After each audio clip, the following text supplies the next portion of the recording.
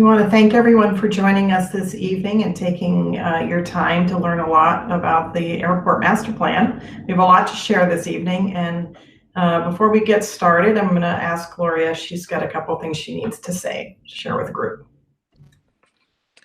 Good evening, everyone. First of all, this meeting will be audibly and visually recorded. And pursuant to Governor Baker's March 12, 2020 order suspending certain provisions of the Open Meeting Law, General Law 30A-18, and the Governor's March 15, 2020 order imposing strict limitation on the number of people that may gather in one place, this meeting of the Beverly Regional Airport public presentation will be conducted via remote participation to the greatest extent possible.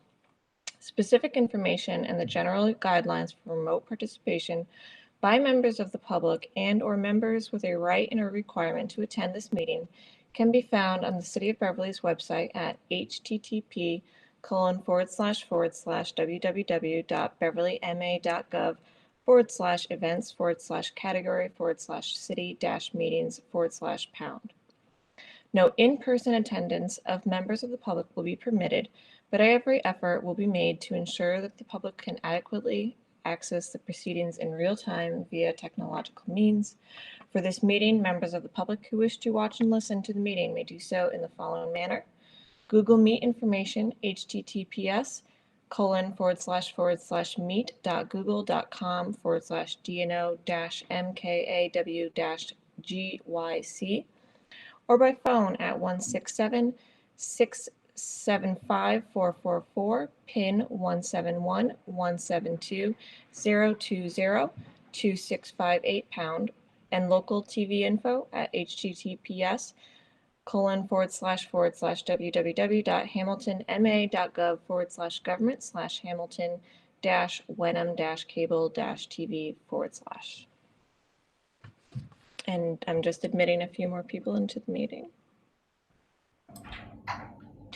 And before I go any further, I'm just going to ask that anyone else that is not presenting, please mute your microphones. So before I go any further, I want to introduce myself as the airport manager for the last 3 years at Beverly Regional Airport.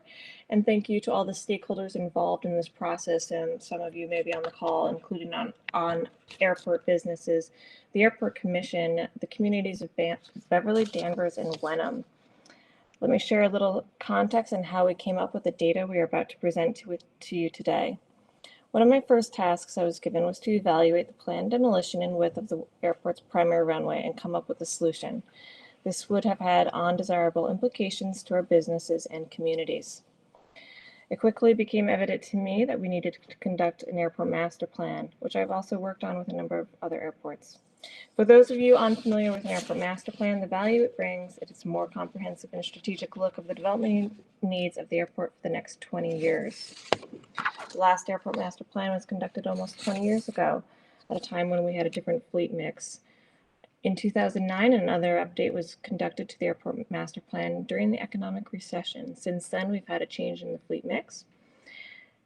And even during the most difficult time for airports nationwide, we've had growth during this most difficult time. And today we have continued growth. So that is why we're looking at this. And through much collaboration with Massachusetts Department of Transportation, the Federal Aviation Administration, our project team of engineers and planners, we bring the most preferred alternatives to develop the airport in the most sustainable path forward. And I say the most preferred because it is the least invasive, most cost-effective, and positions Beverly Regional Airport to be successful for the long term. What this means and translates to is increased revenues, job creation, and business growth for the communities we serve. I introduce Hillary Fletcher and Jim Nicholas of Aviation, a Woolport company, and will be available for questions.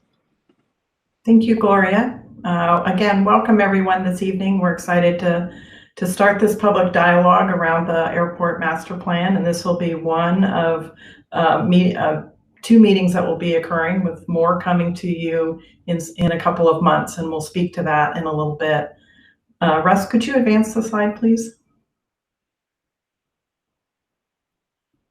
So what we want to talk about tonight is a little bit around the master planning process and why we master plan, as well as the elements of a master plan. The key components tonight we want to talk about are inventory and forecasting, and then also the facility requirements as a result of that forecast, and some of the alternatives that we've been under consideration, that we've been evaluating with Gloria, her staff, and the commission. We then want to talk about the preferred concept, recommended concept that we're bringing forward for your input and your feedback this evening. We have some next steps, and as I mentioned, this is our first meeting in the community conversation, and there's more forthcoming. And then we want to have an opportunity to take your comments, questions, hear your concerns, and take your input this evening. Russ, could you advance the slide, please? So tonight, as Gloria mentioned, we are working through a virtual setup, and I just want to remind folks of a couple things. We are going to have 3 intermittent Q&A sessions as we go through the material.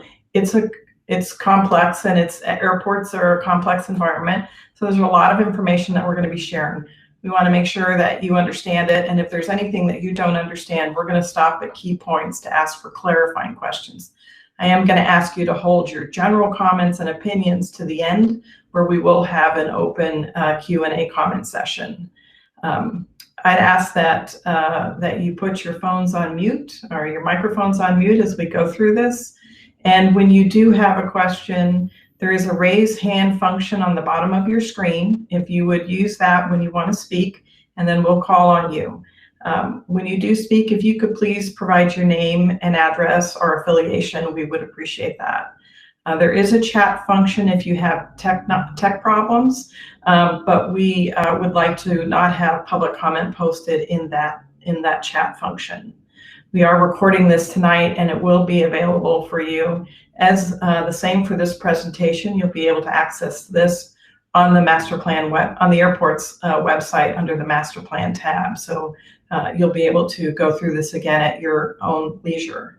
We just really thank you for your patience this evening. We've got a lot of people joining us, and I'm sure we're going to have a great discussion.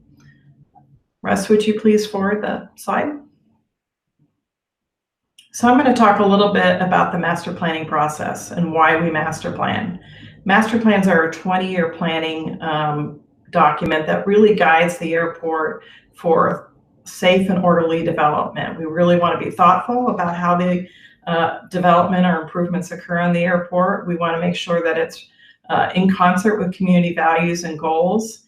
And we want to take an opportunity to educate the public and community members, neighbors, businesses about the master plan, about the airport, and as I said earlier, the complexity of an airport. So tonight, we want to make sure that everyone understands that when the FAA asks us to master plan for airports, that there cannot be a predetermined outcome. And that really gets to why we're here tonight. We've put together our technical and professional expertise to come forward with some solutions or some recommendations, and it needs to have input from all of you this evening and over these next couple of months before anything's finalized. So this is an important part of the process. Russ, could you forward the slide, please? So the way in which we go about master planning, if you want to focus on steps 2, 3, and 4 are the heart of it. Step 2 is the investigation, where we look at everything on the airport and we do an inventory, everything from based aircraft to roadway, parking, every element of the airport. And we also then move over to forecasting, and we look at the current activity at the airport, and we look at what is trended out to be future demand. And we do that as a 20-year window, understanding what the activity will be at the airport going into the future. And from there, we take the required design standards provided through the FAA, and we look at how the airport can meet that increased demand into the future. And from there, we go to step 3, which is our solutions phase, and we start looking at alternatives. And that's really what we're here to talk about tonight. We've identified some alternatives to accommodate future activity at the airport, and we want to get your input and your feedback. As I mentioned, step 4 is going to be the next phase of conversation that we'll be coming back to you to talk about. And we'll want to talk through how the financial planning, what ultimately we hear from the public and how it's adjusted any of our recommendations, and share with you that going forward and how that plan comes forward. Now understand this, again, is a 20-year master plan. And so some of these things that we're recommending may come to fruition in the first 5 years, some may come to fruition in 15 years. So that's the next phase of how that will sequence, and we'll be sharing that back with you, we anticipate in April or early May. Russ, would you forward to the next slide? So I want to just check in with everyone. Are there any questions about the master planning process?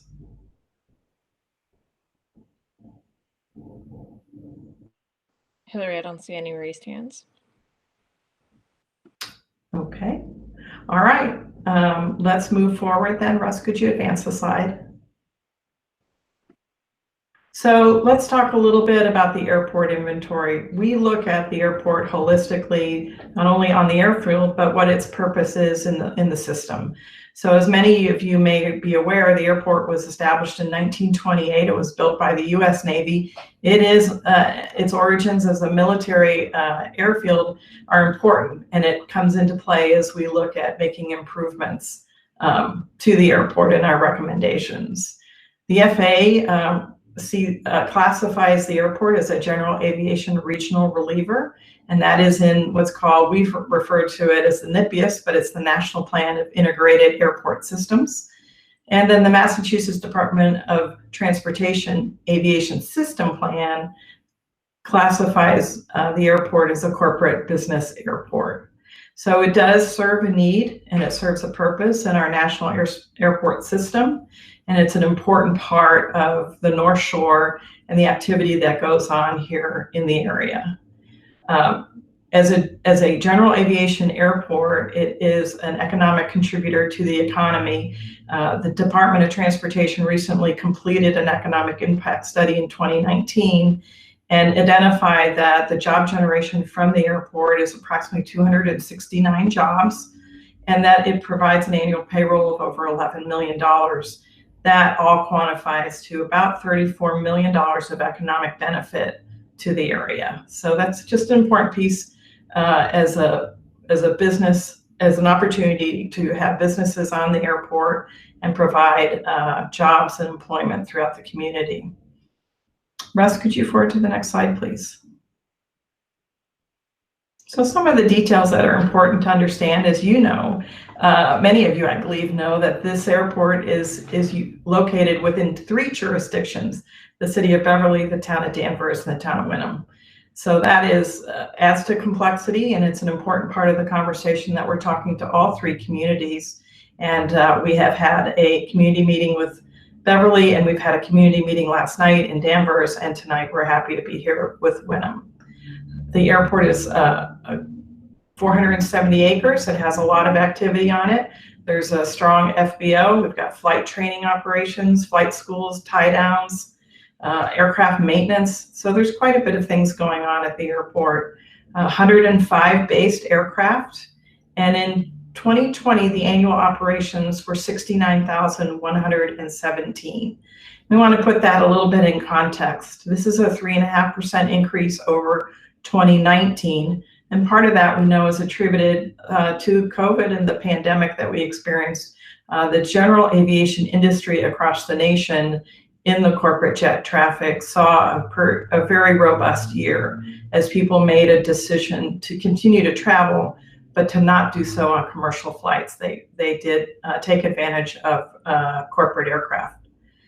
The last time these operations were at that kind of level was in 2008, and it peaked around 1991, so quite a while ago, at 144,000. Some of you may remember those times.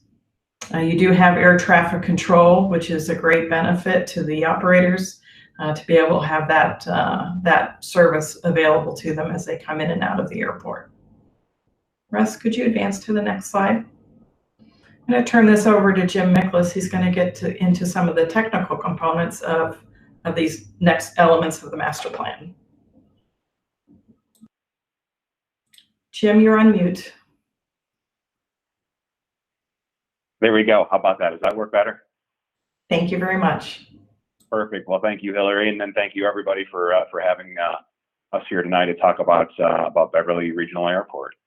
I'm going to do a high-level overview of some of the primary elements of the airport. Again, we are going to have a little break, so if there's specific questions you have, we'll have a place that you can certainly ask questions about it. But just from a high-level perspective of the airport, as Hillary had mentioned, the airport is actually located in 3 towns.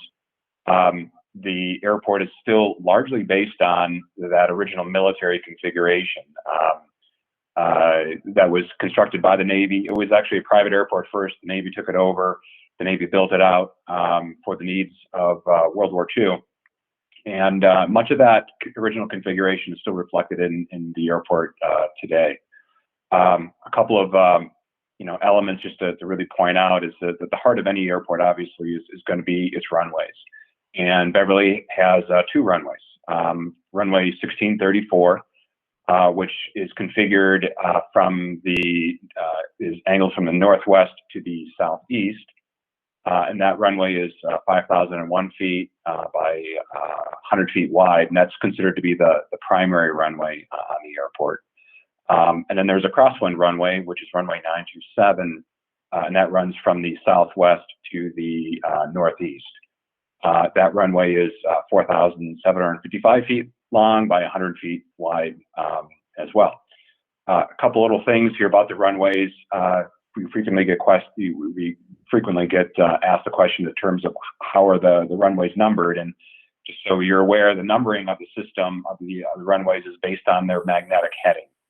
So a runway 9 is roughly on a magnetic heading of 090. If you were to look at a magnetic compass, the opposite side is going to be hopefully 180 degrees from that, in which case it is here. So it's 9 and 27. So it should always be 180 degrees opposite of each other. So runway 16 is heading at about a 160, and the opposite direction is runway 340. Just as another quick note here about runways is the operation of runways is largely governed on the prevailing wind conditions. It is always ideal for an aircraft to operate or to take off and to land into the wind. There's reasons behind that, but just know for right now that that is the ideal circumstance. So if the airport is operating on a particular runway, that is largely going to be determined by the fact that that's where the prevailing winds are operating from. So if the winds are blowing directly from the west, it's a good chance that the airport's going to be operating on either runway 27, which is going to be moving towards the west, or on runway 34. And in fact, the prevailing winds in New England and on the North Shore are largely, the winds do come from the west. So those are the runways that aircraft typically operate on most often. So supporting the runways are taxiways, and that's all the additional pavement that's shown out there. A lot of the additional pavement, the little roads that are out there, and they're all marked as being taxiway A, taxiway F. Again, these taxiways are largely based on the old military configuration, but the function of these is to allow aircraft to taxi, to move from an apron to a runway and vice versa. They're just essentially driveways for aircraft to be able to drive on. A couple other points I just wanted to mention about Beverly is that the landside development, which are going to be your hangars and the businesses that Hillary had mentioned, it's largely based on 2 sides. It's really, the airport's kind of split on the land side and on a west side and on an east side. On the west side is the area that's largely in Danvers, and there we've got multiple hangars. We've got North Atlantic Aviation, which is the fixed base operator, Beverly Flight School. There's a aircraft mechanical operation located out there. On the east side, which is in the Beverly area, we have the tower. So there is an FAA air traffic control tower there that is while it's on the airport and the airport is owned and operated by these by these municipalities, the tower is managed by the FAA. They operate under very strict requirements dictated by the FAA. Just wanted to make that point. Also on the east side, there's multiple hangars. There's the new administration building. There's a fuel farm and a flight school and a variety of other functions that are occurring over on the east side. The last thing I just wanted to mention is that there's 2 red areas that are noted here. And these are things that the FAA has pointed out to us as part of this effort. And these are identified as being, the FAA likes to call them hotspots, which are just areas of taxiways that we have to address as part of this. So the larger point is that when we're looking at master planning, we're not only looking at where we think the airport's going to go, but we also do need to meet updated design criteria or areas that the FAA has identified on an airport as saying, hey, you guys should take a look at this because there's probably ways of improving a particular condition there. Rush, you can go to the next slide. So again, with master planning, what I really wanted just to mention here with respect to this is that when we master plan, we don't do that in a vacuum. We recognize that the airport is situated within these 3 towns.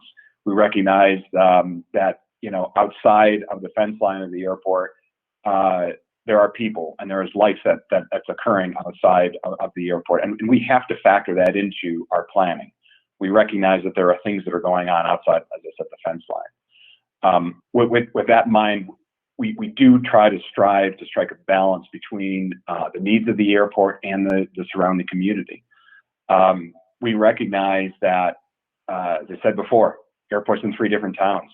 There's multiple types of land uses. There's multiple zoning that is on and around the airport.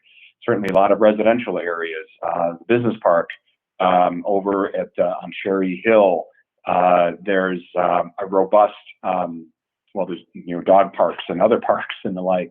There's a robust roadway network that exists around the airport, and there's multiple environmental resources. All of these things are things that we have to factor into our planning. And this is not necessarily atypical of airports in New England. New England airports tend to be surrounded just like this. And so in order for us to plan smart, we need to do things like tonight. We need to coordinate with the public. We need to coordinate with key stakeholders, including representatives from the town governments and the planning departments and other governmental agencies. It was mentioned earlier, we have had robust conversations with the FAA and with MassDOT, who are integral players in the master planning process. And so again, while we try to strive to strike that balance I mentioned, we're also trying to meet the goals of the airport and the FAA and MassDOT, and largely those can fall under the umbrella of that. What we're trying to do is we're trying to make things better. We're trying to make things better for the airport in terms of safety, in terms of operations, and in the efficiency of the airport as a transportation resource, while considering the environment that the airport is situated in. Rush, you can go to the next slide.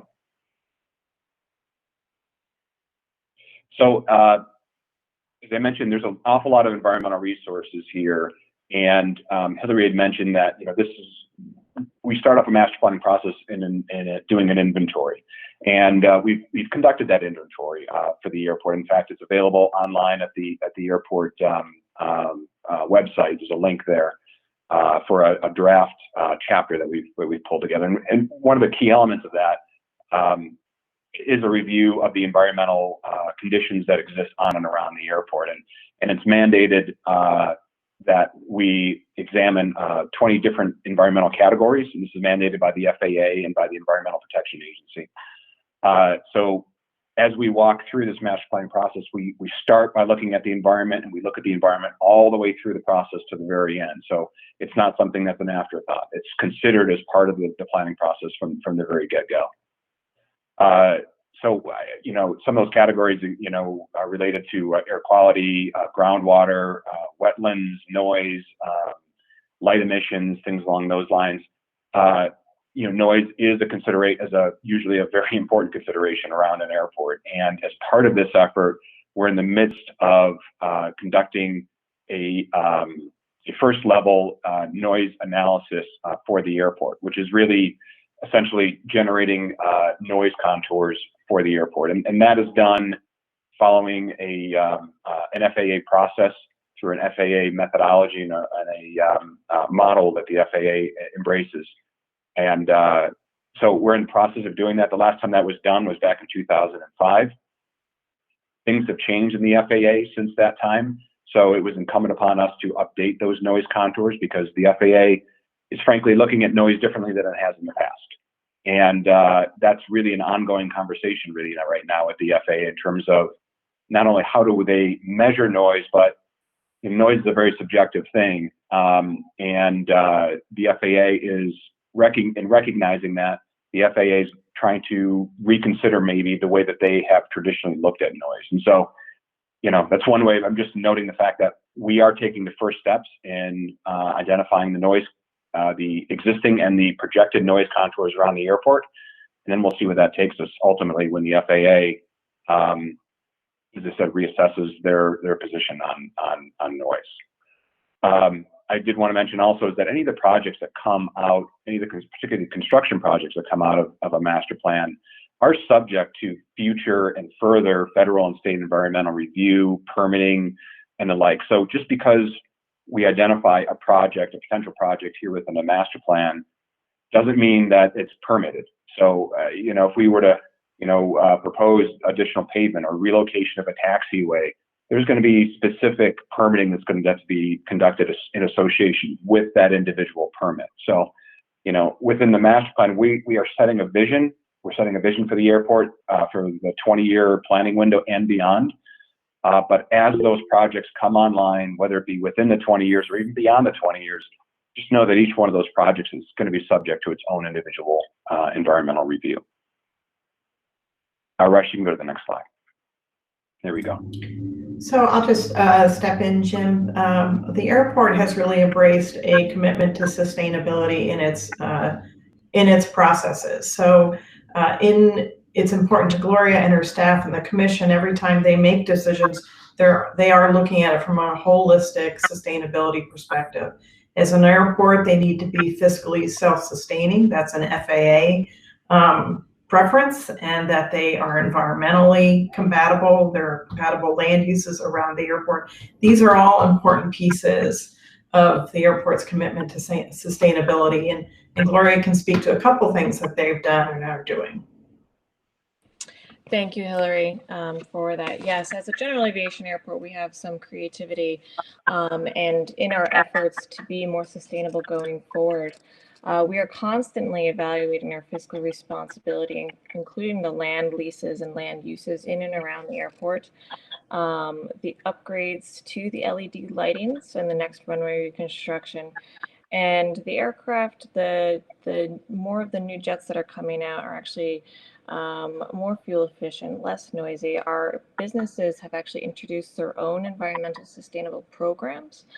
So we are constantly working with our businesses on that. And through state grants from the Massachusetts Department of Transportation Aeronautics Division, we have actually received a number of pieces of equipment that are battery operated and solar operated that we can use for maintenance of the airfield. So we are very excited moving forward with our efforts. And we understand that noise is a concern. We are creating a noise group, and we will be available in the future for more information on the first meeting. Thank you, Hillary. Great, thanks, Gloria. And just in relationship, again, we'll be coming back in April with more information. The noise study will be completed by that time, and we'll be sharing those results with the community and talking more about efforts that the airport is considering. So if we could move on to the next slide. And again, we'll be taking questions here in just a little bit, so bear with us. Oh, it's back to me. Great, thank you. Hillary had mentioned, to start this off in the master planning process, it's a very, you think about it, it's a very logical process we undertake. we start off with an inventory, which is assessing, what do we have today? What's on the airport? The runways, the taxiways, the ground access, the hangars, things like that. Then we take a look at where we think the airport's going in terms of forecasts. And that's, I'm going to talk about that here in a second. Beyond forecasts, though, once we establish where we think we're going to be going in the future, then we have to correlate that to facilities on the ground. If we're going to be going in this direction in over this next 20 years, do we need to change the facilities that we have on the airport in order to meet that future forecast, that future demand? And once we've established if there is a delta there, if there's a deficiency, how might we be able to accommodate those? And that's what we're here to talk about tonight, which is really the alternatives. How might we accommodate some of these facility requirements, or can we even, given some of the constraints around the airport? So moving into forecasting, which is where we think is, where we're going to be moving into with the airport. I just wanted to mention, or just, call out this slide here really quick. And that is just to understand that the context of which, Beverly Airport is situated. It's an important transportation resource on the North Shore, and it's viewed that way by both the FAA and by MassDOT. So we had mentioned earlier that the airport is included in multiple airport system plans, and in each one of those cases, it's identified as being a general aviation airport with business class or corporate type jet activity, accommodating those types of activities. Frankly, the FAA and the state, recognize the airport as being the preeminent general aviation business class airport on the North Shore. And it not only, serves these three communities, but it also it serves a much larger area as well. And if we were just to utilize the FAA's methodology on identifying what an example market area, may be, which is typically a 30-minute drive time, which, I know what the drive times can be like during rush hours. So certainly, I don't know if you can make it to the airport in 30 minutes in some of these towns at certain points of the day, but nevertheless, the airport's market area defined in this capacity it actually touches on 38 different towns, and in reality, the airport serves probably up into New Hampshire as well, and it certainly touches Haverhill and Lowell and the like, and because of the services and the facilities that this particular airport can offer. Now, that being said, the airport does have really good facilities, has nice runways, a great fixed base operator. But to be clear, it is a general aviation airport. And that's what it's been defined in these various system plan studies. Beverly Airport is not a commercial service airport. It's not today, it hasn't been in the past, and it's not going to be in the future. And there's multiple reasons why it will never be a commercial service airport. And some of those are related to regulatory requirements from the FAA, but frankly, there's a physical limitation around and on this airport that would prevent, say, a 737 from operating at Beverly Airport, without even getting into the details of how an airline actually operates and what the requirements for a particular airline would be. So I just want to be really clear that this airport is a general aviation airport today, and it will be a general aviation airport into the future. It will never be a commercial service airport. Russ, you can go to the next slide. So when we forecast, we don't, similar to what I was discussing earlier, we don't do that in a vacuum. We have to consider a variety of different sources. And some of those sources that we look at are national general aviation trends related to business aircraft, related to piston operators, which are really the aircraft that are currently operating at Beverly Airport. We look at socioeconomic information, population, employment, economic developments, personal income. We try to factor all those elements into it. The FAA and the state also do forecasting, and so we have to factor those elements into our forecasts. So we just can't pick something out of the sky and say, well, this is what we think it's going to be. It all has to work together within the various elements of not only these various other systems and these other agencies, but also within, there's a practical reality in terms of how things grow and how things develop over time. So we factor all of those things into our forecasts. Russ, you can go to the next slide. There are three major elements that we forecast within a master plan.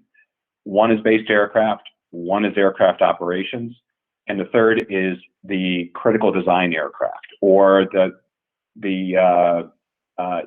critical design aircraft, I guess, the design aircraft. So I want to touch on all three of those elements here within this slide. When we forecast, we go through, we identify a range of different methodologies. Some of them are based on the FAA, some are based on socioeconomics and the like, and we ultimately determine, in coordination with the FAA and then with the state, what would be an appropriate forecast for the airport. And we project that out. We project out based aircraft and aircraft operations. Through that process and working with the FAA and MassDOT on this, we've identified what we believe to be an appropriate forecast for Beverly Airport. And what that shows is, on average, over the 20-year planning period, is what we consider to be a moderate growth level, which is on average, say for a based aircraft, a 1.2 average annual growth rate for the airport over a 20-year period. And for operations, a similar growth rate, except it's 1.12.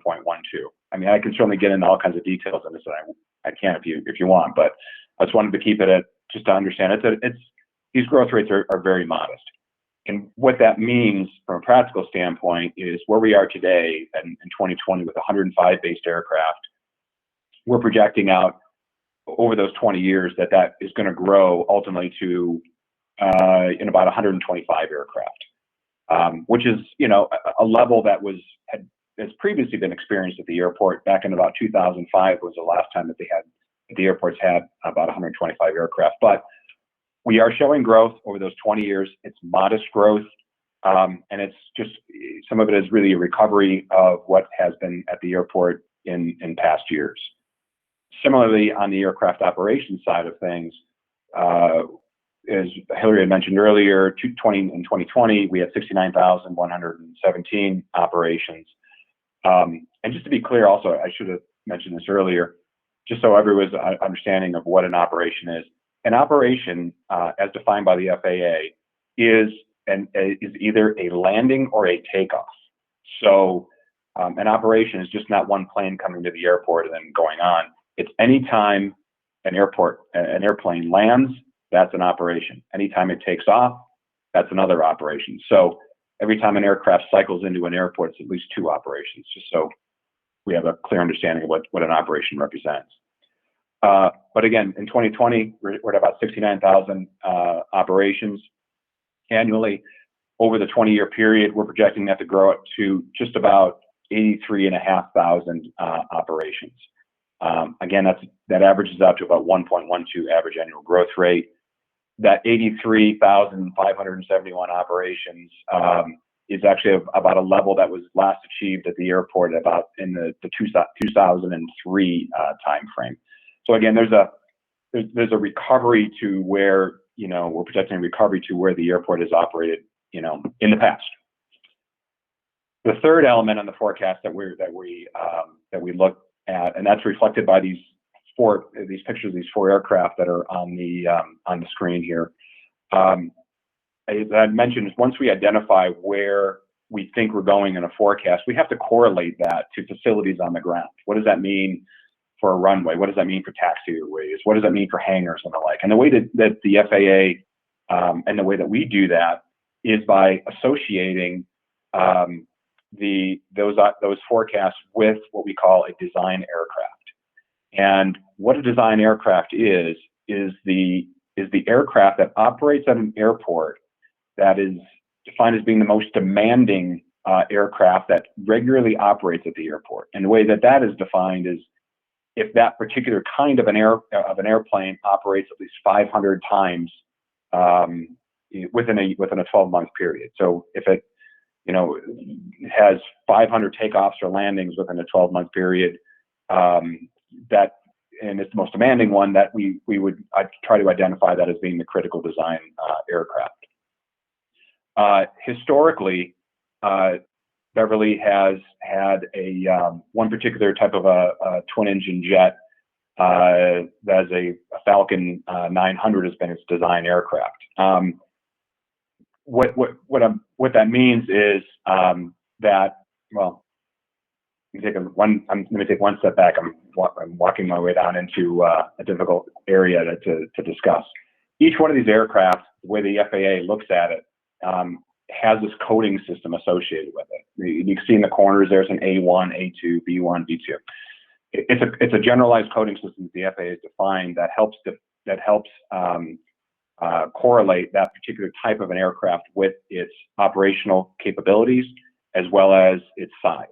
And just know that the letter represents its operational capabilities, with an A being probably the least operational capabilities. It's actually the slowest approach speed of the aircraft.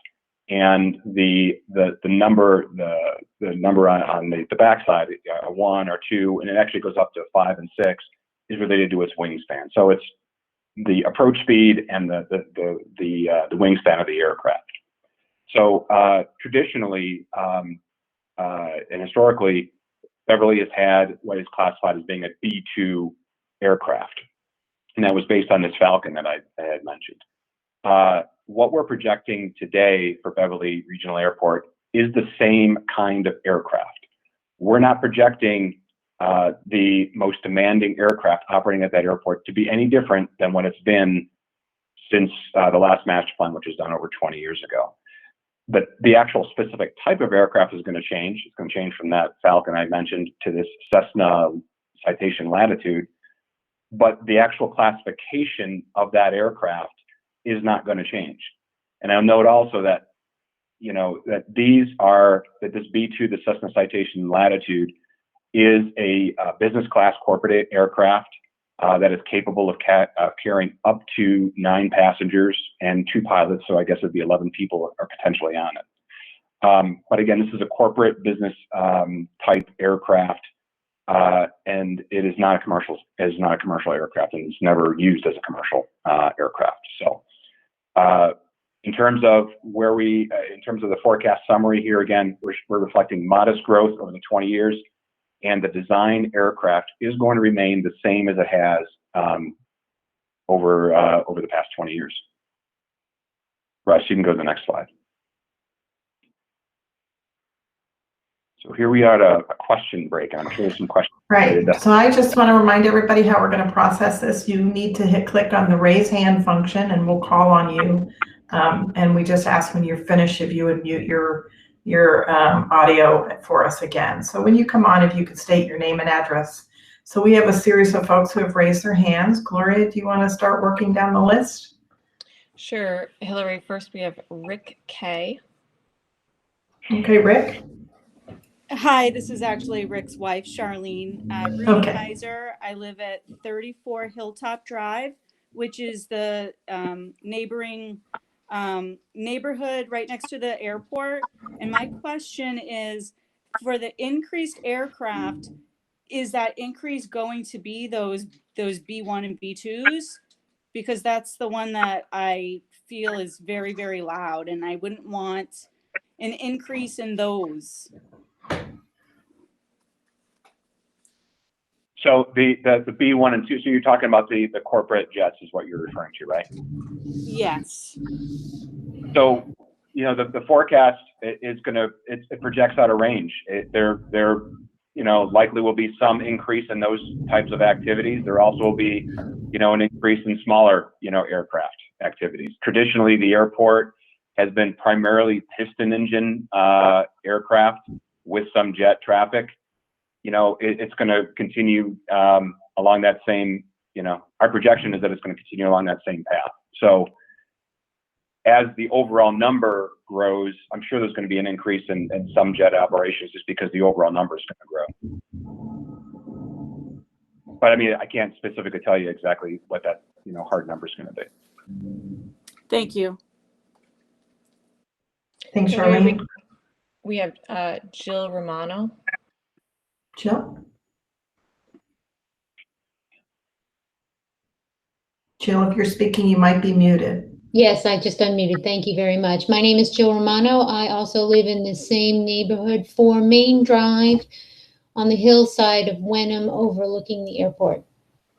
And my question may be something that you're planning to discuss a little bit further, but it also expounds upon Charlene's comment, which is what kind of controls are in place as far as warm up for these aircraft. I know especially for the commuter jets, the warm up can be particularly loud. So that may be something you're planning on talking about later, but it's something I'd like to hear about. So do you want me to answer that one, Gloria? Go ahead. Okay. So a couple of things. One is that the corporate jets. Well, let me ask a clarifying question here. When you're saying warm-ups, are you referring to when the aircraft is taking off, or are you hearing aircraft that are powering up and then shutting down, closing or shutting down? Is that what are you specifically referring to? I'm referring to the I guess the warming up process. A lot of times we can hear them go to the end of the runway and they're warming up to get ready for takeoff. I don't think we hear it quite as much for landings, but the takeoff process can be quite loud. And it was my understanding that there are regulations as far as how long they can warm up, especially given times of day at the airport. Okay, all right. So, I mean, aircraft operators function within the operating patterns or the requirements of their individual aircraft. They also do so in coordination with the air traffic control tower. So there's a variety of functions that play into how long an airplane may sit on the end of a runway waiting to take off. So there's a variety of considerations, on that.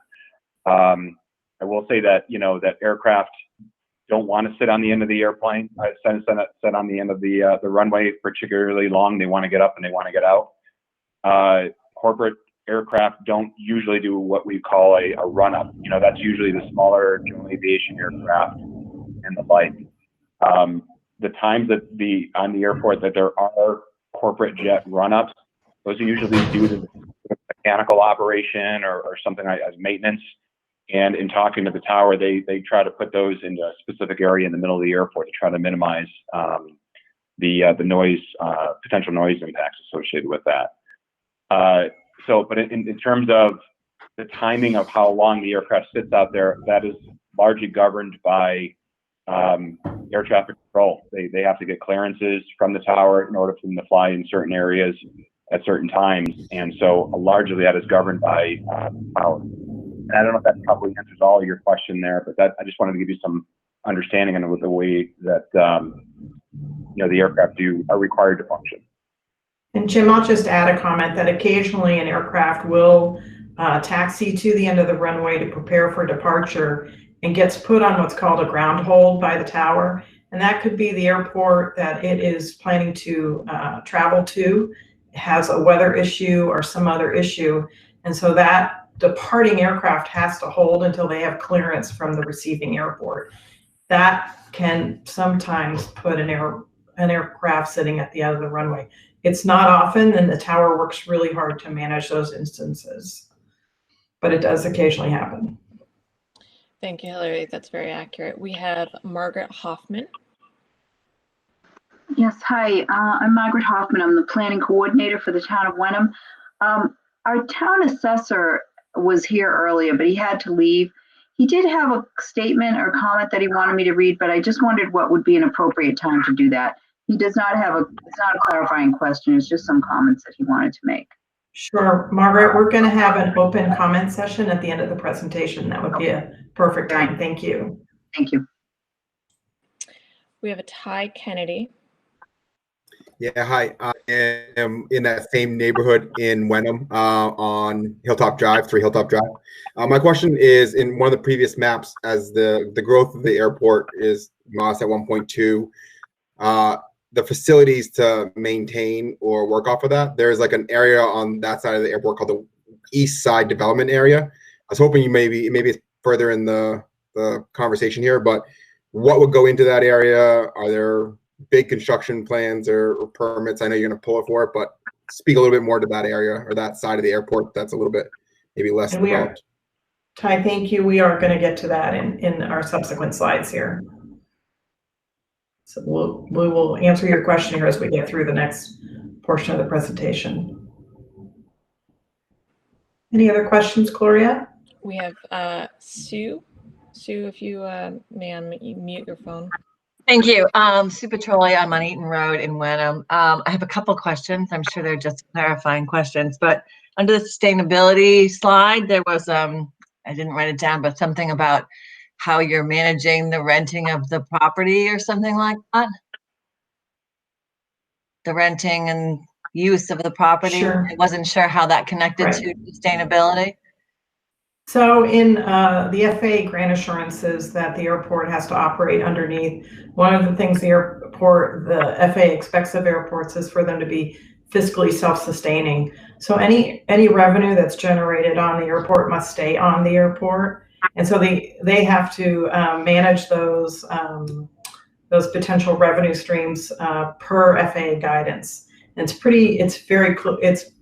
FAA provides a significant guidance about how and where the airport can spend money that's derived out of the airport. So okay, so it's fiscal sustainability. That's why I was getting confused between that and the LED runways, and that it was a little.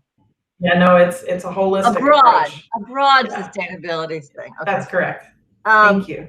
I have a second question though. Mm-hmm. So I spend a lot of time in the Audubon, and I guess I'm wondering the little aircraft that is being used for lessons.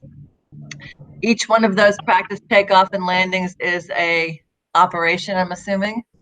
Right. So when an aircraft takes off, it's one, and then when they come back in, so on a touch and go, for instance, that would be two operations. Okay, so that's the way they're counted. And is there any a no-fly area around big reserves like the Audubon or anywhere else? Jim, do you? No, if you sit there, you can't go 3 or 4 minutes on a weekend without having an airplane going over. Right. So yeah, there are no restrictions. There is no restricted airspace around the airport. There are certainly indications within what we call the airport facilities directory that identifies areas that pilots should strive to avoid in an effort to minimize noise impacts. There are recommendations to utilize what we call fly-friendly techniques in order to try to minimize noise signatures as well. But specifically in terms of you can't fly over a specific area, that's not the case around the airport, and really around most airports. Okay, thank you. And third question is, I missed the hours that you operate. It seems to me that the other questions were around the jets that are quite loud, especially you hear them, 6:37 in the morning. Is that, I saw that there was an hours of operation slide, but I didn't catch it. That was particular to when the tower provides tower services. It doesn't necessarily restrict and a pilot from operating. That's just if they want to fly while the tower is open, they have specific hours. Okay, so any aircraft can use that at any time? Great. Yeah, if I may answer that. Sue, so we are 24/7 because we are required to be under our grant assurances. So we are open and operating for 24/7. Though typically our schedule of operations does follow the business schedule, and so typically the majority of our operations are within that 7 a.m., 8 a.m. time frame up till about 7 p.m., 8 p.m. during the wintertime, a little later during the summer, but most of our operations are within the business schedule. Is there any data on when the jets are they clustered around a certain time? Is it first thing in the morning, last thing in the evening, or is there just no general trend? We don't have a schedule or trend typically for us.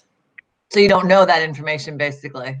Not you don't force it, but you don't actually keep track of that information.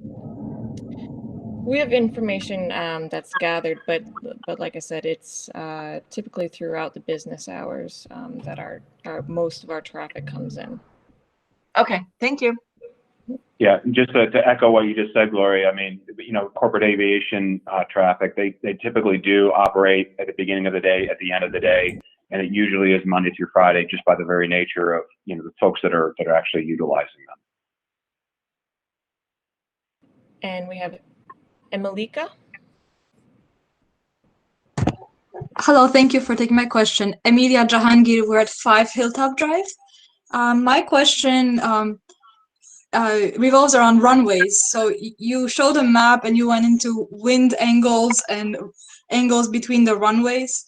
I'm making an assumption that by physical limitations and just the envelope of your property, you're not planning to change the runway angles. But I don't want to make an assumption. I just wanted to ask that question. Do you plan that somehow your runway will now go over our houses? Thank you. We're going to go through the Runway Alternatives here in just a moment, so you'll get a better understanding of what we're talking about with our recommendations. Okay, so that means that it is fair game that you could possibly redesign angles of runways. Is that a correct assumption? No, we're not redesigning angles of runways. No. Yeah. Okay, thank you. Conceivably within a master plan, you could do that, but to spoil the ending here, I guess, of the story, no, we're not doing that for this airport. We're not. The runways are the orientation that they are today, same orientation they're going to be in the future. Do we have any other questions? Hillary, I don't see any other hand raised. Well, thanks everyone for your questions. And as I said, we have another segment for clarifying questions after Jim goes through some more material, and then we'll have an open comment session as we wrap up. So Jim, you want to move on? Russ, you could forward the slide. All right, terrific. So facility requirements, as I mentioned, we figure out where we are today, where we think we're going in the future, and now how do we correlate that to facility requirements? What might we need to meet the demand in the future? And this is done in a variety of different ways. A lot of it's required and regulated by the FAA, but we do we solicit input from pilots. We solicit inputs from pilots, from users. We follow FAA and state requirements when it comes to looking at things like airfield facility requirements, landside requirements, other support facilities. There's a whole range of these things I'll touch on here in a second. And then we also factor in other elements, other studies that are conducted on larger scales, whether it be a statewide system plan or a regional system plan or a national system plan. So again, we have to correlate all this information into something that's very specific for Beverly. And Rush, you can go to the next one. So just to touch on some of the range of evaluations that we've undertaken. Again, this isn't a chapter that is also available online in draft format for you to review. But there's a wide range of facility and services that we have to examine here, and those are noted in the top areas, the top table there. But really for this master plan, there's really 4 big areas that we wanted to focus on. And one is airside development, which is really the runways and taxiways. And we'll talk a lot more about that here in a second. But effectively, though, really what our goal here on those facilities is to promote safety and efficiency for those facilities by applying current design standards, current industry best practices, and the like. From the landside perspective, we're looking to promote, financial sustainability for the airport. It's important that the airport be able to fund itself, and oftentimes airports aren't able to do that. So looking for opportunities to provide opportunities for the airport to derive income based on demand if and when that comes. One specific item we wanted to address here, and will show us more, is vehicle service roads. Again, the airport is built on an old configuration with old infrastructure, and there's some opportunities to increase to improve operational capabilities and safety. And there's a variety of environmental factors that we want to factor into our evaluation, which is minimizing of any types of environmental impacts. We talked about noise. That certainly is something we're very cognizant of and are looking at factoring in to our plans, lighting, recycling plans, and the like. But again, everything really that we're talking about here in facilities is ultimately based on enhancing safety and enhancing efficiency of the airport to serve its role as a transportation resource for the community. So Russ, you can go to the next slide. So that's a very high-level overview of the facilities themselves, of the potential facility requirements, and this is where we start talking about some of the alternatives. Before we get into the alternatives, again, we have a series of goals that we start off with. We want to make sure that we're hitting each one of these elements here in the ideal circumstance. The number one, one of the the primary goals that we have here is meeting the federal and state airport safety design standards based upon the design aircraft that I talked about earlier, rather inelegantly, but nevertheless, I did talk about the design aircraft. The FAA and the state have established, and again, this is all based on safety, a wide range of safety standards related to runways, related to taxiways, related to airspace. These are all factors that we need to consider when we're doing any type of planning on an airport.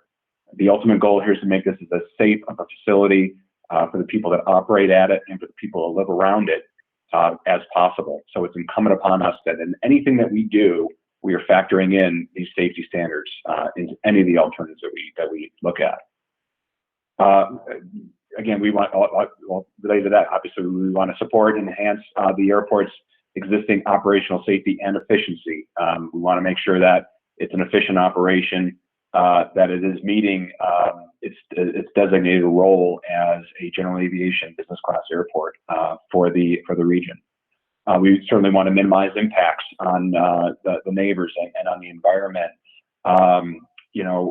We are related to efficiency, looking to address the needs of aircraft operators and tenants.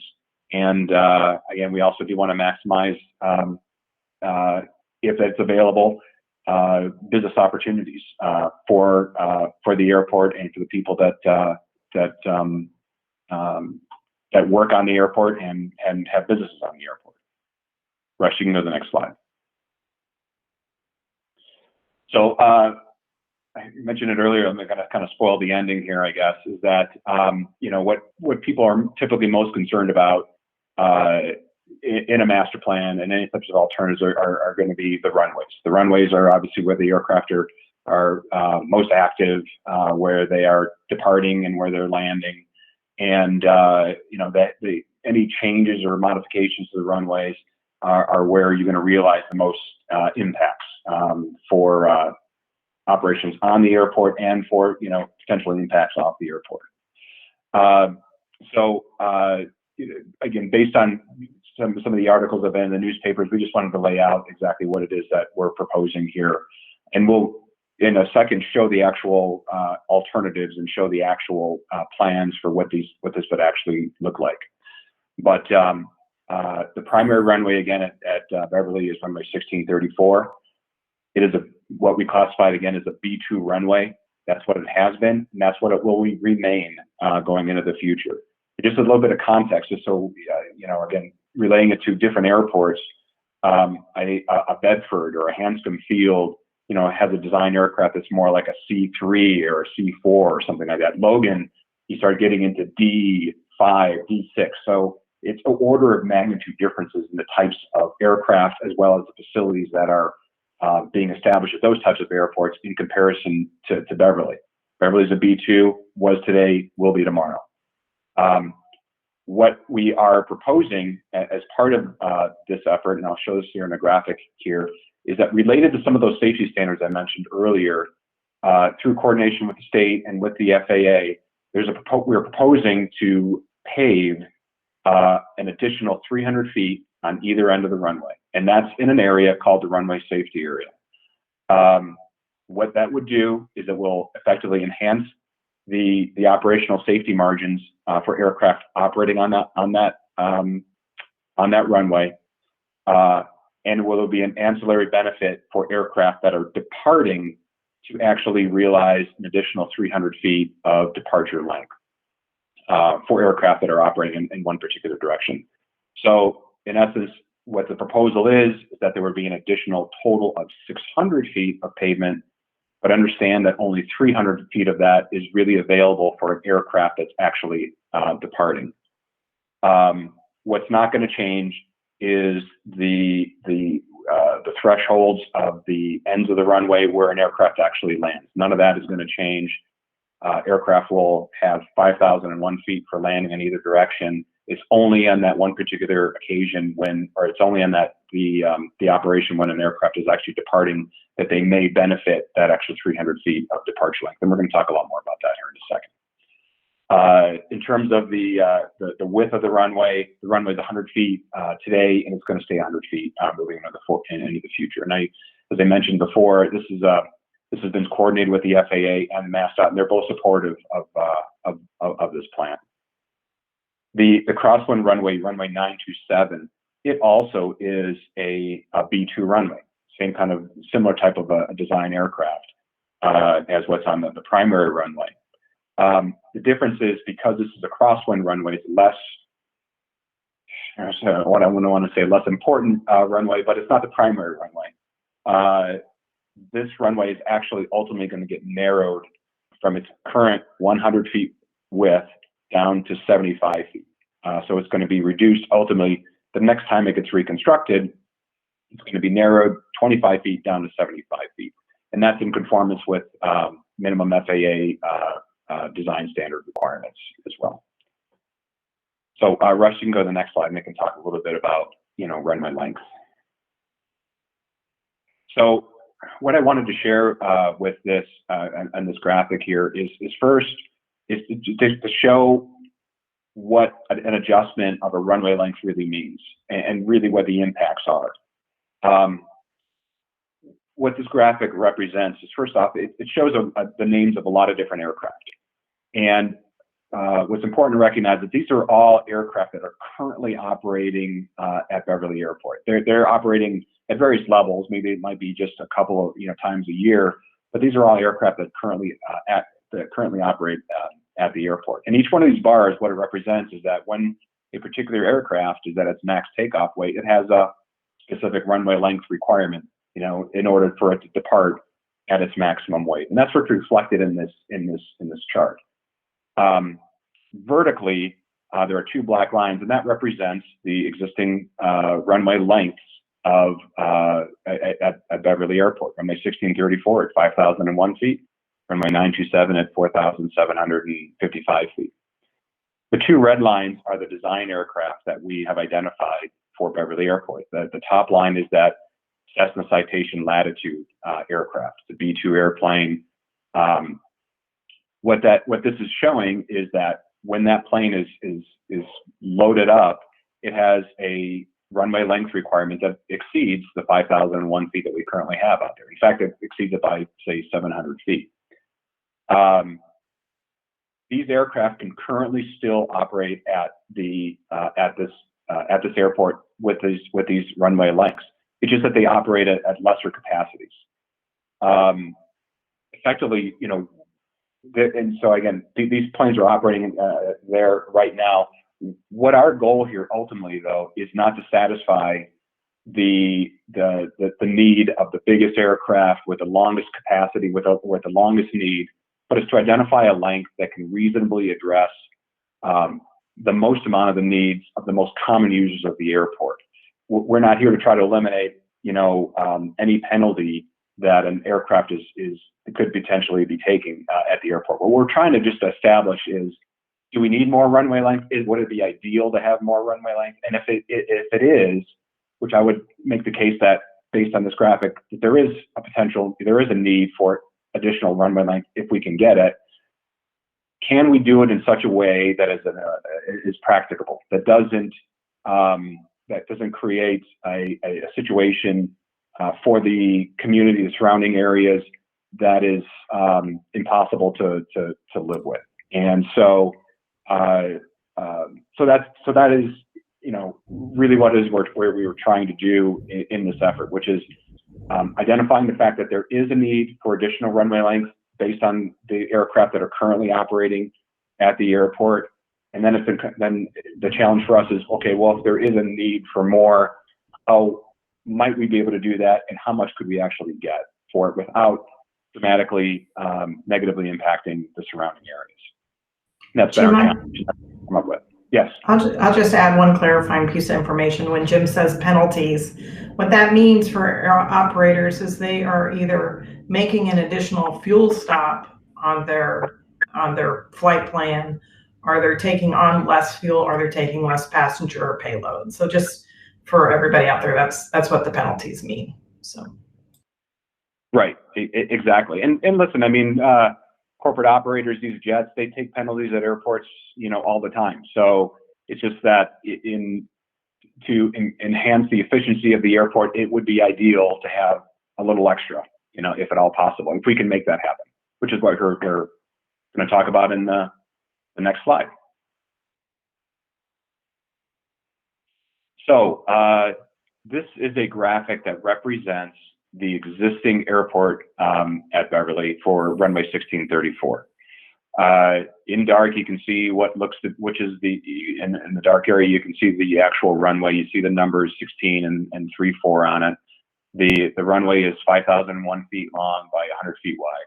You'll also notice that there's a green area around the outside of it, and there's a yellow area on the ends of the runways, as well as some trapezoids that extend on either side. These shapes are representative of some of the safety design criteria that the FAA has identified as defined for runways. So when the FAA looks at a runway, they not only look at the pavement, they look at these other shapes. They look at these safety areas. They look at these object-free areas, the runway protection zones, and they also look at a variety of other things that are out there. So when we're planning for any type of an adjustment to a runway, it's incumbent upon us to consider these other elements as well, because these other elements have the potential of impacting surrounding areas just like pavement does. So if we look purely at the runway as it stands today, this is the current runway, 5,001 feet. The safety areas extend on either end of it, which is the yellow area, the object-free areas. This is what we currently have today. One point I wanted to make on the runway safety area, which is the yellow rectangles that are essentially situated at the end of the runways. The specific purpose of this runway safety area is it's an area that if an aircraft were to be taking off, were to be landing, and it were to run beyond the end of the paved area, it's designed to be able to sustain the weight of an aircraft. So if an aircraft goes beyond the edge of pavement, we don't want it to fall off a cliff, or we don't want it to we want trying to minimize the damage. So there's specific requirements for those safety areas, and what those requirements at a minimum is that it should be a grassed area that has the ability to sustain the weight of an aircraft. If there is a situation where the aircraft runs off the end of the end of the pavement, which is is kind of common sense. That's the situation you'd want. So as we look at the next alternative, which again, I'll spoil the ending here, is the preferred alternative. You can go to the next one. There you go. Is you'll notice that none of the design criteria as defined by the FAA, the green box, the trapezoids on the end, or even the yellow box, the safety area that I just mentioned, none of those things change. What's being proposed is that we include additional pavement over those runway safety area, those yellow boxes that are on the end, on either end of the runway.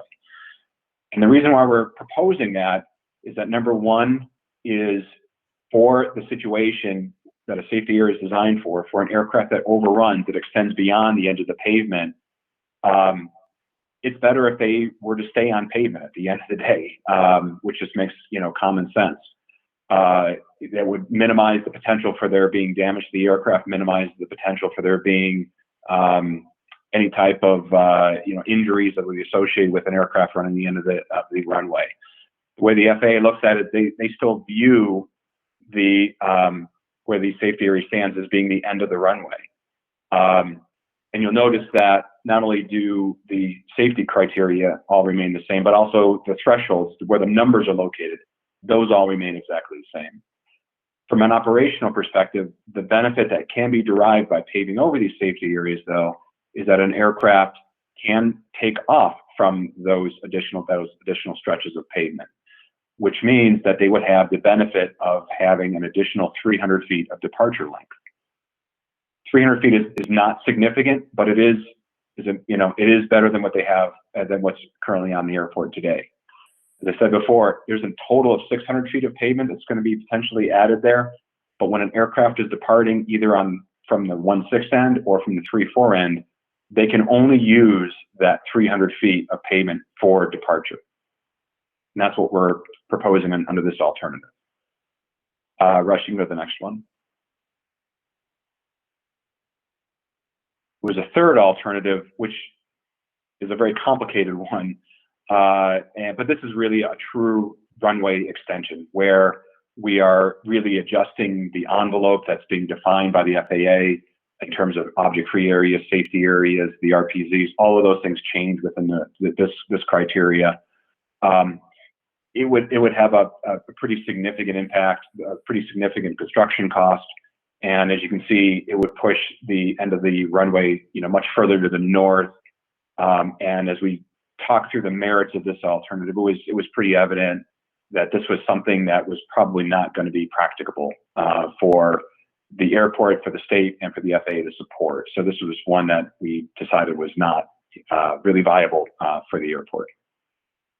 You know, the next slide, Russ. So this goes back to alternative 2, which is our current preferred alternative. Again, it is the existing runway with the addition of 300 feet of paved areas on either end. And that's for the benefit of enhancing the safety margins as well as providing some operational benefit for departing aircraft only. Again, the runway width remains at 100 feet. This alternative has been endorsed and is supported by the state and the FAA, not only verbally, but also with dollars. They are willing to provide funding really well. And the way the funding works for the airports is that really the state and the federal government will provide up to 95% of the funding for this project for the airport. Russ, you can go to the next slide. Runway 927, which is the Crosswind runway. I mentioned that runway's length is less than the primary runways at 4755. That runway will remain the same kind of objects and safety criteria around the outside of this runway as well. Everything's going to remain the same on this runway, except for the fact it's going to be narrowed a total of 25 feet, going from 100 feet width down to 25 feet. Rush, you can go to the next slide. There are other elements on the airport that we need to look at, and that relates back to taxiways. And there's 3 things I wanted to really point out in this graphic, and I'm sure we'll have questions on it, and we can get a lot further into the weeds, on it as well. But as I mentioned before, the airfield is based on a military configuration, and in fact, there used to be a third runway at the airport, which you can kind of see a little bit. There used to be a triangular pattern in there, but that runway had been decommissioned. But the taxiways are still largely based on that old configuration. Since that time, things have changed. I mean, the airport was designed back then based on military requirements. Since that period, industry standards, FAA standards, state standards have all changed. And we would like to move the airport to be more in conformance with current standards, the current standards of today. A lot of that goes back to the taxiways. what's being reflected on this graphic is an optimum configuration of taxiways around the existing runways. Ideally, these taxiways should be running in parallel to the runways, and that's reflected in the blue and the pink, bits of pavement that are being shown on there. That's the ideal condition. We're not saying that this is going to happen this year, next year, heck, a lot of this may not even occur within the next 20 years, but really what this does, this maps out a vision, this maps out a goal for the airport to embrace and to pursue over the long term. And as some of these taxiways are constructed or relocated, some of the old taxiways can then go offline, and that's reflected in these red areas. These red areas are actually existing taxiways that would ultimately be decommissioned and the pavement removed to the degree. Actually, if you calculate all the numbers on everything, we would actually have a net reduction in the overall airfield pavement in this represented in this slide. So as we relocate taxiways, build new taxiways, old taxiways come offline. What that may do for us is that as some of these taxiways are decommissioned, that may open up areas of potential future development, and that's represented in those dashed lines with the lighter color in there. Those areas are available for development. Development being, hangars, businesses, maybe some apron space, things along those lines. It'll be a function of the demand of the operators that want to operate out of Beverly Airport. I will note that a lot of that development potential exists on the west side of the airport. I think there was a question about the east side of the airport. There is some opportunity for limited development and or redevelopment on the east side, but because of the terrain, because of the wetlands around that area, and because of existing development in that area, there's really limited opportunity for development. There is a little room for a couple of hangars here or there that might be able to be worked in, but without doing significant redevelopment of the area, which is not being proposed. The east side of the airport is largely, is essentially what it is. One other thing I wanted to mention is beyond the taxiways, beyond the development areas, I mentioned earlier there's a need for a vehicle service road on the airport. The airport, again, is divided into a west side and an east side, and vehicles, ground vehicles, trucks, fuel trucks, other vehicles need to go from one side to the next. Right now, those vehicles are having to get onto a taxiway, contact the tower, get on a taxiway, cross over runway 1634 to make it from one side to the next. That's not an ideal circumstance. And so what's being proposed on here is a dark blue line that runs along the north end of the approach end of runway 16. That would be a road that would allow vehicles to go from one side of the airport to the next. Would not be open to the public. You couldn't go from, it's not a shortcut from Wenham to Danvers that you can just zip around the end of the runway. But it would be a significant safety enhancement for the folks that are operating on the runway, or on the airport rather. Rush, you can go to the next slide. So in summary of the major points of the recommended or the preferred plan that we have identified here for Beverly is the potential of increasing the length for departures on runway 1634 by paving over those safety areas. Again, that's going to be a safety enhancement. It's also going to be an operational and an efficiency enhancement. We'll be narrowing the width of runway 927. The runway width, the length is going to remain the same, but it's going to get narrower.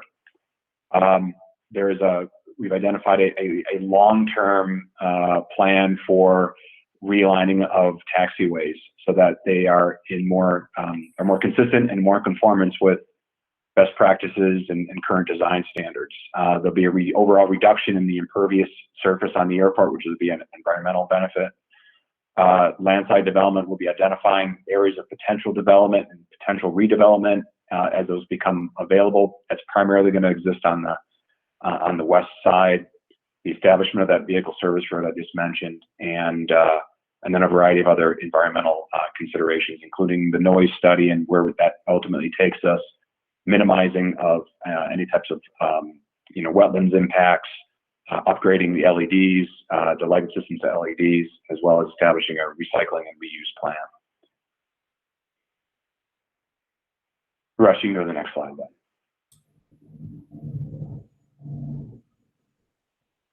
So that brings us to the next set of questions. I'm sure there's a number. So again, if you could use the raise hand function and we'll work our way through this. Again, these are just clarifying questions. We have just a handful of slides to go through, and we'll get to the general comment session right after that. So again, just clarifying questions, please. So Gloria? We have Tania St. Pierre. Hi, it's actually Andy St. Pierre. I'm at 96 Maple Street. So I understand the secondary runways being narrowed.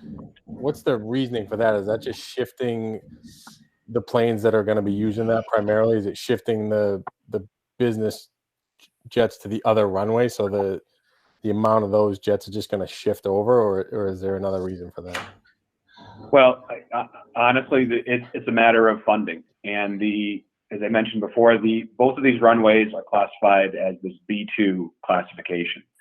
And the actual FAA design standard for a B2 runway is 75 feet. And typically that's what the FAA will just pay for. They'll just pay for 75 feet. What the FAA is doing for us, for the city, for Beverly Airport, is runway 1634, because it is an important runway, because this is an important airport for the state, for the FAA, they are encouraging, and they are willing to fund for additional pavement width on the primary runway. They're not willing to make that same allowance on runway 927. So really, the narrowing of the runway is just bringing that runway into conformance with the actual standard that exists for that type of a runway. And so at this time, you don't project any change necessarily in which planes are using which runway necessarily? No, I mean the operations of the what aircraft operate on which runway is a variety of factors that play into that. I mentioned earlier, wind plays a really big role in which are the active runways. The tower has the ability to exert some control on the way that that aircraft operate on and around the airport, but also with the pilot. The pilot has a final say on what runway they prefer to operate on, and it's not just a preference for a pilot; it's also a function of the aircraft that they're flying in. There's potentially operational requirements they have to abide by. So it may be that a particular pilot in a particular aircraft doesn't view 927 as having enough runway length for it to operate on appropriately, so it's going to want to operate on 1634. So there's a variety of factors that play into what runway gets utilized, but there's no specific encouragement in terms of narrowing a runway to encourage more aircraft to operate on the other runway. That's not part of the consideration. Okay, thank you. Any other? Next, Gloria? We have Ty Kennedy. Yeah, so mentioned before, 3 Hilltop. So my question is around the expansion of the pavement for 300 feet. So given that the capacity can go up for these B2 planes, it would reason to believe that volume will go up because of the length. In your forecast, how much of the forecast growth of the 1.2 over on average every year going up is predicated on the increased length of the runway to allow business jets to operate more often with the requirements they want to run with? It's not at all. I mean, that forecast is based on what the aircraft that are currently operating at the airport, and that growth is going to occur whether or not there's that extra 300 feet of pavement or not. Really, all that additional pavement does will help some of those aircraft operate more efficiently, but it's not a additional 300 feet of takeoff length is not going to be a determining factor in whether or not an aircraft decides to operate at Beverly Airport as opposed to a Hanscom or something like that. So it really has no impact at all on the forecast. Forecasts are the forecasts. Did that answer your question? Yes. Yeah, sure. Okay. Thank you. We have Mary Ting. Hi, good evening. Mary Beth Ting from 23 Barnum Road. I had two questions. One is about, you had mentioned the resurfacing of certain paved areas. And I'm not very familiar with how things are done. So I just wanted to ask, what, if any, impact might that have on, are there going to be particulates? And would that have any impact on, local air quality or anything like that for a period of time? And if so, what would be the timing of construction? You may not know that. That may be too far out. And the second question is about the LEDs. Where are those LEDs going to be used? Because LEDs, are great because they're efficient, but they're incredibly bright, as probably many of us have experienced how it's hard to drive with LED headlights near us. What, if any, sort of light pollution spillover might abutters expect? So I'll start with the first question that you had, Mary, and that was related to really where we were referencing was the environmental considerations. And so as part of any, as I mentioned before, as part of any paving project on the airport, in particular, in the paving of these safety areas, there will be a separate environmental permitting process that's going to have to be undertaken in association with it, which will specifically address those elements, part of that permitting process. But what I will share with that, again, it goes back to the fact that, the addition of these pavement is really to provide additional safety as well as enhance the efficiency of the aircraft that are currently operating at the airport. So whether or not they have that 300 feet or not, they're going to be operating there no matter what. But the answer to your question will be addressed as part of the process that's going to ultimately have to be undertaken in order to pave those areas. And with respect to the LEDs, that we're talking about are going to be related to the runway lights, the taxiway lights, and yes, they will be brighter. But from my experience and what I've noticed or what I've seen with LEDs is that they're not markedly brighter in the airport environment. They are brighter, but they're not markedly. But to your point, in terms of the light analysis, we will be addressing that in terms of within the later sections of this master plan. I don't know I don't know that we're doing an actual light study with that. We will do more research and provide more information on the light impacts. And I will add with the lighting around the runway, so ours are on pilot operated as well as when the control tower has the actual controls of the lighting, and when we have inclement weather. So when the pilot actually turns on the lighting, they're not significantly brighter than what we have currently, because that would actually be more blinding to the pilot's eyes. And also they're on a 15-minute timer, so they turn off after 15 minutes if the control tower does not actually have control of the lights after hours. Okay, thank you. Hillary, Next we have question. Jill Romano. Jill? Hello again, Jill Romano, 4 Main Drive. My question is regarding the noise contour study. I know you guys are currently looking at that. Will the new noise contour study, as well as the one that was done 20 years ago, be available to us for review when it's completed? Absolutely, and we'll be sharing that in our next community meeting as well. And all of those documents will be posted to the master plan website. Great, thank you. Mm-hmm. Hillary, we have Margaret Hoffman. Hi, Margaret. Yeah, hi, thank you. Again, Margaret Hoffman, Planning Coordinator for Wenham. Jim, I'm just wondering, when you get to the point where you do apply for permit, do you need to just go to the local conservation, or do you have to go through DEP or FAA for anything particular? You're talking about just the master, or is it? No, after you get through the Project permitting. and then, yeah, the actual permitting for the construction. The actual permitting, we have to coordinate with everybody on that. So anybody that's relevant, anybody that has jurisdiction, will be coordinated with, and typically there's some sort of a public element really associated with those permitting efforts as well.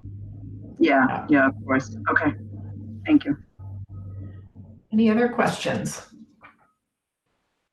We have Sue. Sue? Hi, sorry, I jump in at the end because someone always usually asks my questions, so I don't have to ask it. One question about the paving of the road for the fuel trucks, etc.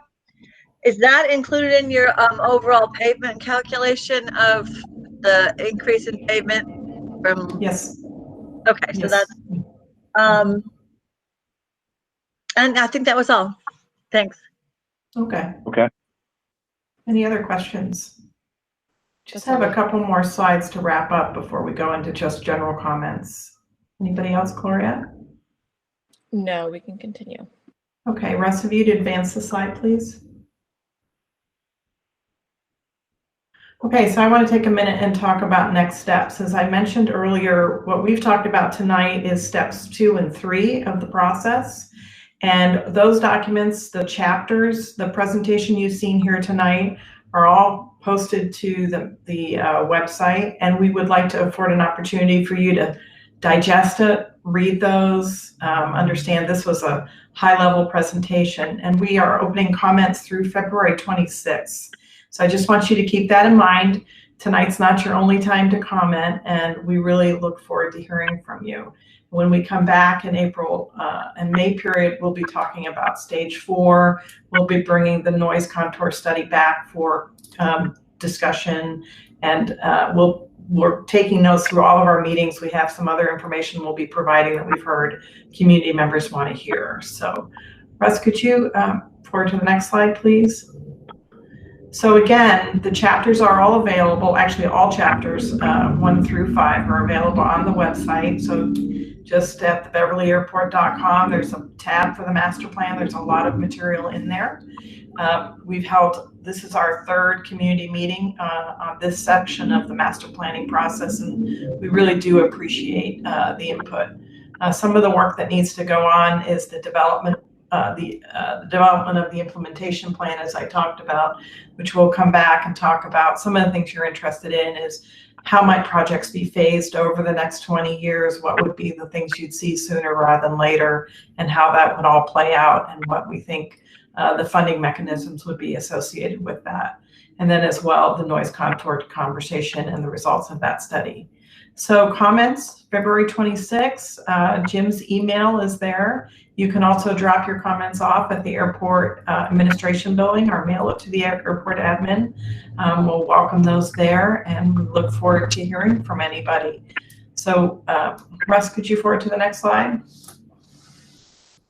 So again, these are the summary of the proposed concepts that we've been talking about tonight. And I'd like to open it up now for any final comments, questions, opinions. Margaret, I know you had something you wanted to read into the record as well, so we want to take care of that. So Margaret, why don't we ask you to go ahead and read that? Okay, thank you. This is a comment from Steve Ozahowski, our town of Wenham assessor. And I'm just reading what he gave to me. Due to a prior engagement, I'm not able to attend this meeting. Thank you for hearing my comments. As the assessor for the town of Wenham and as a licensed real estate appraiser for over 30 years, I have an awareness of property values and what has an impact on them. The proposed expansion of Beverly Airport will have a significant negative impact on property values for homes in its immediate vicinity, and the large majority of these residential properties are most affected are located in Wenham and Danvers. Indeed, when aircraft take off and land in the direction of Beverly, they typically come in over Route 128 and Cherry Hill or over Wenham Lake, with minimal impact on Beverly residential properties. When they approach or take off in other directions, they are flying directly above or in close proximity to numerous residences in Wenham and Danvers. In short, this expansion will affect residential properties and their occupants in Wenham and Danvers more than it will Beverly. The proposed expansion is clearly designed to accommodate the increased traffic of small jets, which generate significantly more noise than passenger planes. As a resident in Hamilton, less than 2 miles from the airport, I have already noticed the increased noise these aircraft create.